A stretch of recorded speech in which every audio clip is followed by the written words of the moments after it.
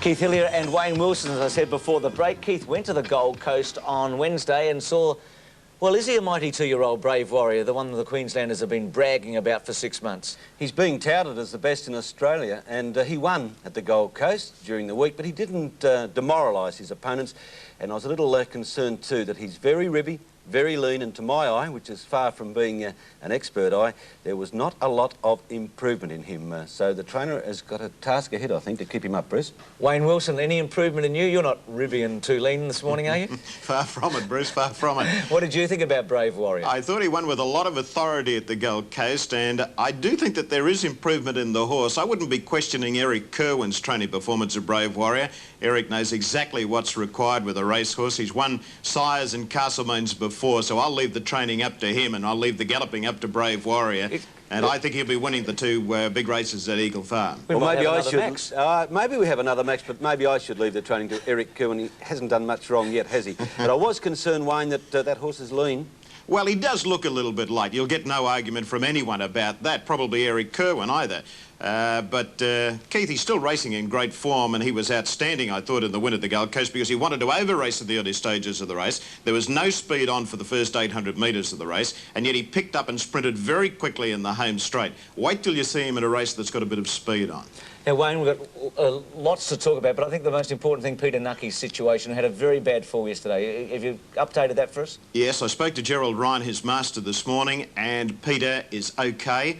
He has been cleared of any head injuries. He underwent scans and x-rays last night. He is responding to the treatment at the Mater Hospital here in Brisbane, and in Gerald's words, he's out of the woods. That's terrific. We'll show that fall in a moment. But firstly to the Grand Prix. Robbed a bit yesterday with Arbory and Waikikamuko both coming out. An amazing story, Graham Watson getting this ride on Skywatch, who comes with a flashing run, Wayne. Yes, it was a good performance by Skywatch. Relating to the Watson story, Dittman reported in ill in the morning, so Watson went to the races, sat in the room, hoped he'd be approached, and he was, and he took full advantage of it. There she is in the lilac colours on the outside, sweeping home now. She's after these leaders. Sapio's the leader just in front of Sky Angel. Skywatch and Love Moves Me joining them quickly on the outside. She's a grand staying filly, Skywatch, and she'll test Arborea in the Oaks, and she was too good in the run to the post there. Just wanted to get in a little bit over the final stages, but a good ride by Graham. Not mentioned in your comments then, Wayne. Pillar of Salt, the joint favourite. What went wrong with him? Well, I just thought he was a little disappointing.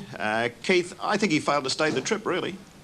Ancient Ritual, we're talking about disappointments. They're talking about Melbourne Cup. Well, he's not firing at the moment. There were plenty of excuses in Melbourne last up, but Antwerp successful in the Metropolitan.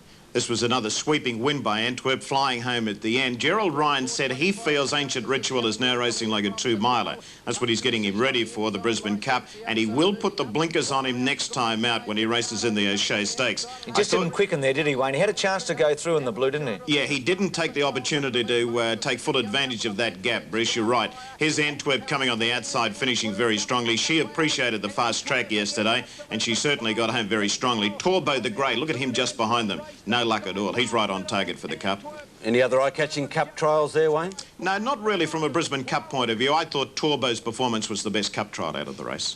Well, Loudspeaker was balloted out of the Doomben 10,000. The trainer, I think he works in the abattoir, doesn't he, the trainer of this fellow? And he took it to Tamworth the day before to win there, but led all the way. Sublimate just keeps wanting to lay in the straight, doesn't he? He wants to get in on top of Loudspeaker. There was a nice pull in the weights in favour of Loudspeaker, but you can't take anything away from the performance. He did go 1.91, just a tenth outside of the record. And look at the courage that he shows. He fights back extremely well on the inside, and he was a little too good for Sublimate, but he did have 5.5 kilos. The better of the weights there. Any excuse for Cogitate?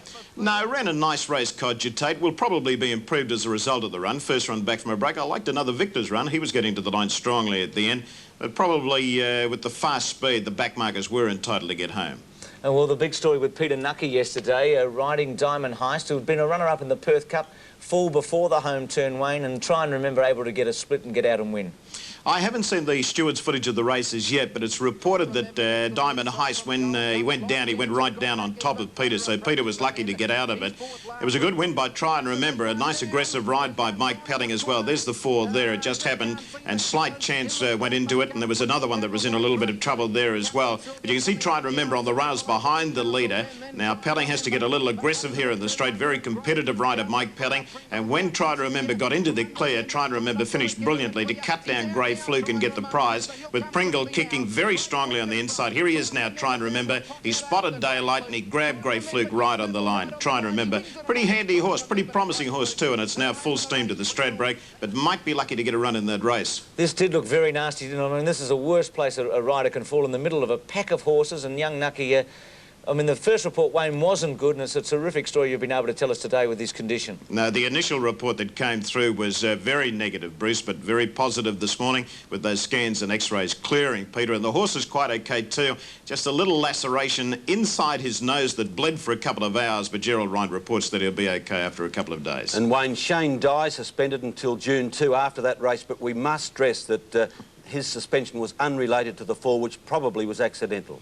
And by the way, with Shane Dye's suspension, that's going to throw the Arborea ride up for grabs next Saturday. Arborea will run in the Rough Habit Plate. She had that hip muscle problem, but she came through with flying colours in track work yesterday. She will run in the Rough Habit Plate next Saturday at Doomben. With Dye out, Olsen and Dittman are the two fancied riders to pick up the ride. Let's go to Adelaide yesterday with the St Ledger. This filly from New Zealand, Our Mess, was back from 4-1 into 7-4 or 18-10 in Adelaide. She's sitting outside Presage, the leader, on the turn. She missed the South Australian Oaks because of the poultice that was used had blistered her leg, Keith, and so she wasn't able to run. She'd run a very good third behind Trista Love. Her trainer, Mick Moroney, says that he's going to take her home, probably not bring her back for the spring, but go for the Auckland Cup in New Zealand. Yeah, she was second favourite in the Australian Oaks when third behind Trista Love, and, well, she's looking pretty good there, isn't she? And maybe we will see her, not this spring, but the one after, Bruce. They are patient, the New Zealanders, and often they're rewarded. Speaking of patience, George Hanlon's been patient with Al Pompey. He won last year's Adelaide Cup. He hasn't won another race since. He's had 18 starts, including this one. It was a beautiful ride by Paddy Payne, and, well, he might do a Lord Reams, who won 3 in a row. He's now won 2 in a row. He was trotting on the turn, wasn't he? Back-to-back Adelaide Cups and not a win between them. Al Pompey had the race won. There he is, moving up 3 out from the rail now. He's got the race in the bag there. Ron Paps said after the race that Adelaide might adopt him. A couple of Melbourne-based punters said they can have him because his form during between the two races was not good. Bit of mail too that someone very close to me, and I mean right now, had a little something on this winner at 10-1, Bruce. It was very little, I can promise you that. I only backed it because Wayne Wilson got on the air in Adelaide on Monday morning and declared it. Sweet Glory, a good run second, the Melbourne mare. It run well in the Duke of Norfolk. And I think Top Rating's a good horse, but he just maybe been one run over the top. Yes, winter racing at Moonee Valley yesterday, Wayne, but Chemin de Fer may come for your Stradbroke and Viva La Fun for the Brisbane Cup. And just Vintage Crop winning during the week was just great news, was it? Let's hope we get him back. Yes, first up at Leopardstown in Ireland, 64 kilos, 2,800 metres and won by 5 lengths. And this time, when he comes back, he'll be the second string to Dermot Wells' fortune and fame. He must be something special. He's going to run the hurdle race. He must be. Wayne, catch you next week with the Doomben Cup and all the highlights from there. OK, Bruce, thank you very much. Thanks a lot. Bruce, the Preakness result, is that true? Oh, yes, Go for Gin got beaten. He ran second, the Kentucky Derby winner. Tabasco Cat, the second favourite, got up and beat him on the line. That's the second leg of the Triple Crown. Thanks for reminding me, Keith. I'll try and remember. A break, a good story about rugby after this and a struggling club in New South Wales. Hey,